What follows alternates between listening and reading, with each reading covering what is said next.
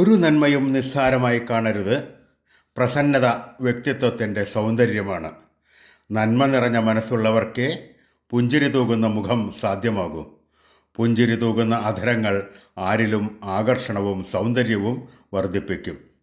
ഉള്ളിലെ കളകൾ പറിച്ചു കളഞ്ഞ് മനുഷ്യസ്നേഹത്തിൻ്റെ വിളകൾ അവിടെ നട്ടവർക്കേ ഒട്ടും കളങ്കമില്ലാതെ അന്യനെ സമീപിക്കാനാകൂ.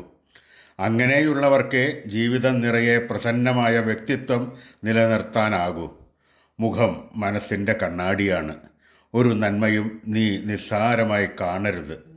നിന്റെ സഹോദരനെ പുഞ്ചിരി തൂകിയ മുഖത്തോടെ അഭിമുഖീകരിക്കുന്നത് പോലും നന്മയുടെ പൂക്കൾ തന്നെയാണ്. നമ്മളിൽ നന്മകൾ വിളയാടുവാൻ നമ്മൾ ഭഗവാന്റെ പ്രാർത്ഥന നമുക്ക് അത്യാവശ്യമാണ്. നമ്മൾ ഭഗവാനെ പ്രാർത്ഥിക്കൂ. നമ്മളിൽ നന്മ നിറയട്ടെ.